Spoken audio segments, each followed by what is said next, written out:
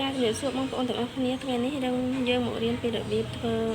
ធ្វើសម្លម្ជូរតកួនអំបិលខ្ចីណាបងប្អូនត្រីទក់ងាយគ្រឿងផ្សំរបស់វាគឺមានប្រហុកអំបិលខ្ចីម្ដេងត្រកួនត្រីទក់ហើយនិងម្ទេសណាបងប្អូនទឹកត្រីអំបិលប៊ីចេងនិងស្ករឥឡូវនេះទឹករបស់យើងគឺចាប់ផ្ដើមពុះហើយតើបងប្អូនឥឡូវនេះទឹកយើងចាប់ផ្ដើមពុះហើយអញ្ចឹងយើងដាក់អំបិលចូលមួយផ្នែកទៅណាដាក់អំបិលខ្ចីចូលផ្លែទៅឲ្យវារីកសាច់ចឹងបងប្អូន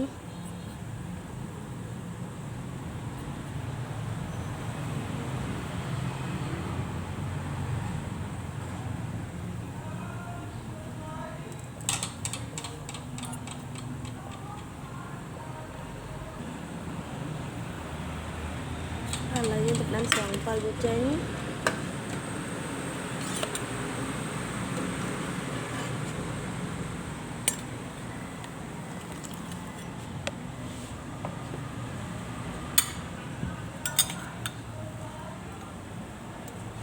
បន្ទាប់មកយើងទៅយកដាក់ជ្រុំប្រហុកណាបងប្អូន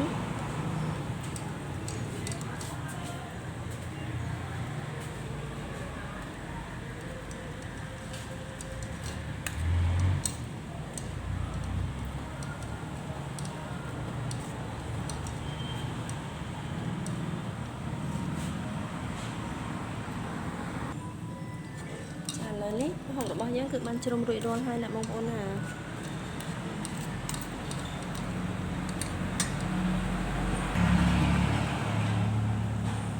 ហើយយើងត្រូវស្រង់ប្រពុះចេញអស់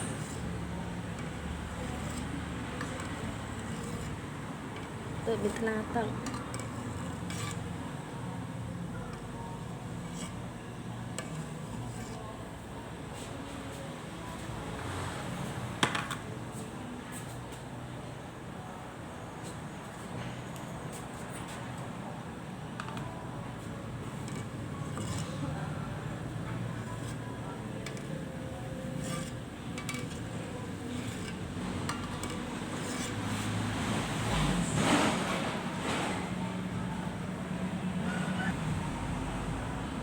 បន្ទាប់មកយើងដាក់ម្ដេងចូលបងប្អូនណាបើបងប្អូនអត់ចូលចិត្តមិនបាច់ដាក់ក៏បានដែរតែយើងដាក់ទៅគឺវាឈ្ងុយកាត់ឆ្អាបអញ្ចឹងណាវាឈ្ងុយមួយបែបយើងដាក់ក៏មួយយ៉ាងយើងដាក់ក៏រត់តែឆ្ងាញ់រត់តែឆ្ងាញ់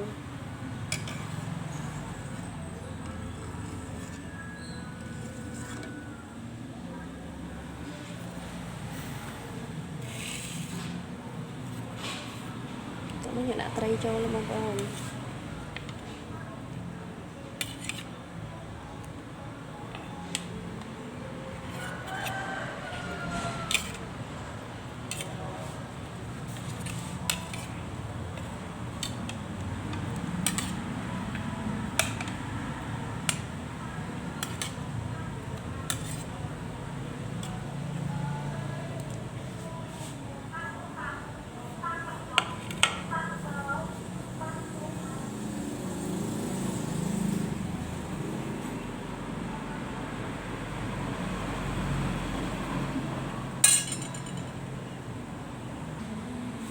ឥឡូវនេះយើងចាប់ផ្ដើមដាក់គ្រឿងសម្រាប់ស្ករយើងដាក់បន្តិចបានណាបងប្អូនណាបើមិនជាបងប្អូនអត់ចូលចិត្តមិនដាក់ក៏បានដែរ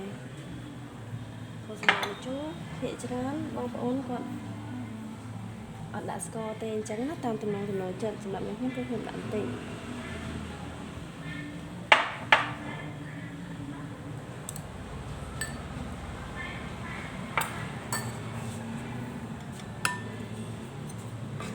នេះដូចពពុះចេញតិចទៅអស់ទៅ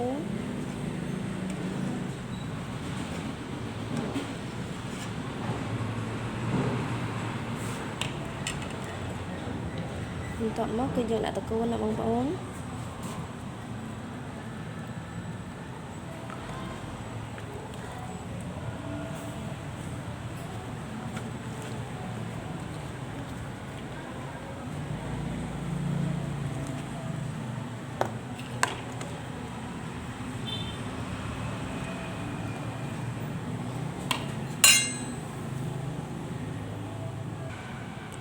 តាមដែលតកូនរបស់យើងចាប់ដើមអស់ល្មមហើយបងប្អូនណា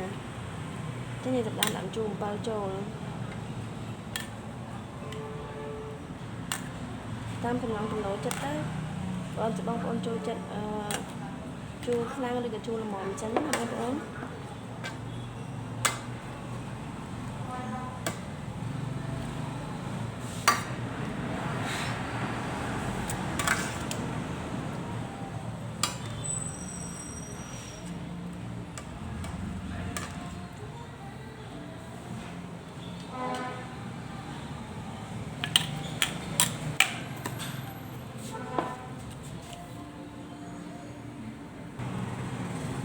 ដល់សម្លរបស់យើងគឺចាប់ផ្ដើមបានរួចរាល់ហើយបងប្អូនណាចឹងយើងដាក់ម្ទេសចូលហើយយើងកំងម្អមតែរួចរាល់ហើយ